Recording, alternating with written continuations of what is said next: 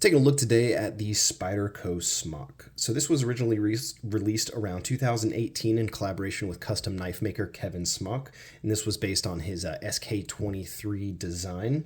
These now come in various steels and finishes, and this is the original release in S30V and the one with the smaller pivot screw. It was shortly thereafter redesigned and began being released with a larger titanium pivot screw, and I heard that that was at the request of Kevin Smock. So let's go ahead and take a look at the blade. So this is a 3.4-inch blade of S30V steel. It's got a nice kind of a Warncliffe sheep's foot hybrid, very nice hollow ground blade that comes down to about 18 thou behind the edge, and that makes this an excellent slicer.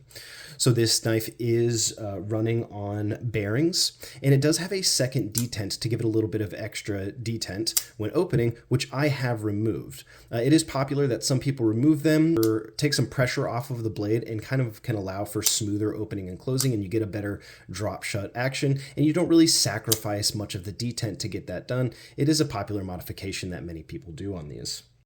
The Smock is also the first production pocket knife to include this button actuated compression lock. It's a similar mechanism as the Spyderco PM2 in Para 3, but is actuated with this button and allows for very nice ease of opening and closing. Handle scales on these are a carbon fiber laminate G10. Got this nice flipper back here too, as well as a thumb hole for deployment.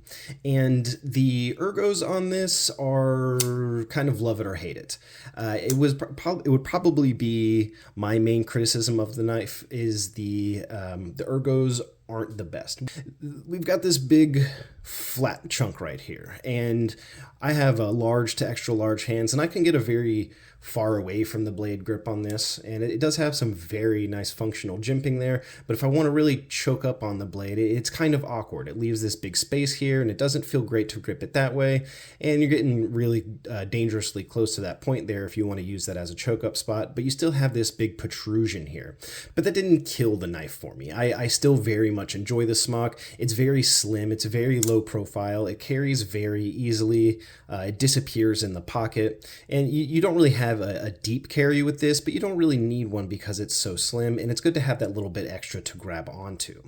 The action on this knife is excellent, but I think the Smock is an excellent Spyderco. It quickly became one of their more popular models shortly after its release. Just wanted to take a second to show off one of my favorite Spydercos. Thank you for watching.